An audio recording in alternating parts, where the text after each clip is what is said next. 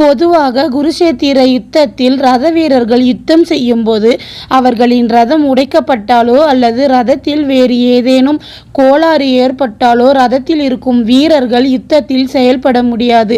ரதத்தை இழந்து நிற்கும் வீரனை தாக்கக்கூடாது என்பது யுத்த நியதி. அதனால் ரத வீரன் எவ்வளவுதான் திறமை கொண்டவனாக இருந்தாலும் அவன் தன் ரதத்தை இழந்துவிட்டால் மற்ற ரத வீரர்கள் அவனை தாக்க மாட்டார்கள். அதன் காரணமாக எப்பொழுதும் சிறந்த ரத வீரர்கள் ரதம் பாதிக்கப்பட்டாலும் அவர்களின் செயல் யுத்தகளத்தில் தடைபடக்கூடாது என்பதற்காக முன்னேற்பாடாக யுத்தகளத்தில் ஒவ்வொரு ரத வீரர்களுக்கும் அருகில் 2-3 ரதங்கள் அந்த வீரனை பின்தொடர்ந்து செல்லும்படி ஏற்பாடு செய்து வைத்திருந்தனர்.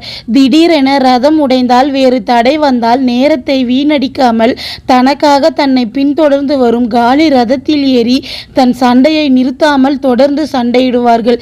இந்த பழக்கத்தை கௌரவர்கள் பாண்டவர்கள் இருவர் தரப்பிலும் செய்தனர். பீஷ்மர், துரோணர், கர்ணன், அஸ்வத்தாமன், சாத்தியகி, கிருதவர்மன், கிருபா, பாண்டவர்கள், திருஷ்டத்யும்னன், துருபதன் என அனைவருக்கும் அதுபோல் ரதங்கள் எப்பொழுதும் பின்தொடர்ந்து கொண்டிருந்தது. யாருடைய ரதம் தாக்கப்பட்டு சேதாரமானாலும் உடனே தனது சேதாரமான ரதத்தை விட்டு இறங்கி தனக்காக அனுப்பப்பட்ட மாற்று ரதத்தில் ஏறி நேரத்தை விரயம் பண்ணாமல் சண்டையை தொடங்குவார்கள். மகாபாரத யுத்தத்தில் சண்டையின் போது தேர் உடையாமல் இருந்தது அர்ஜுனனின் தேர் மட்டும்தான். கிருஷ்ண பகவானின் மகிமையால் தான் அர்ஜுனனது தேர் மட்டும் காப்பாற்றப்பட்டது. பல முறை வீரர்கள் தங்கள் தேரை இழந்து மாற்று தேரில் ஏறி சண்டையிட்டிருக்கிறார்கள். 17ஆம் நாள் யுத்தத்தில் அர்ஜுனனுக்கும் கர்ணனுக்கும் இடையில் பயங்கரமான யுத்தம் நடந்தது. அவர்களது சண்டை தீவிரமான கட்டத்தை அடையும் போது கர்ணனின் தேரின் சக்கரம் பூமியில் புதைந்து போனது. இதற்கு முந்தைய 6 நாட்கள் யுத்தத்திலும் கூட பல முறை கர்ணனின் தேர் உடைந்து போயிருக்கிறது. அப்பொழுதெல்லாம் கர்ணன் தனக்காக கொண்டு வரப்பட்ட மாற்று ரதத்தில் ஏறி உடனே தன் சண்டையை தொடர்ந்தான். 17ஆம் நாள் யுத்தத்தின் போதும் கூட கர்ணனுக்காக மாற்று ரதம் அனுப்பப்பட்டிருந்தது. மற்ற நாட்களில் தன் தேர் உடைந்த போது உடனே அதில் இருந்து இறங்கி தனக்கான மாற்று தேரில் ஏறி சண்டையிட்ட கர்ணன் அவன் வாழ்வின் கடைசி தினமான 17ஆம் நாள் யுத்தத்தன்று அவன் தேர் சக்கரம் பூமியில் புதைந்த போது கர்ணனுக்காக அனுப்பப்பட்ட மாற்று தேரில் ஏறாமல் பூமியில் புதைந்த தன் தேரின் சக்கரத்தை வெளியே எடுக்க முயற்சி செய்து கொண்டிருந்தான். அதற்கு காரணம் பூமாதேவி கர்ணனுக்கு கொடுத்த சாபம்தான்.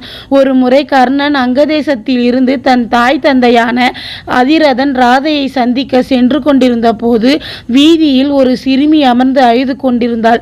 அந்த குழந்தையிடம் கர்ணன் எதற்காக இங்கு அமர்ந்து அழுது கொண்டிருக்கிறாய் என்று கேட்டான்.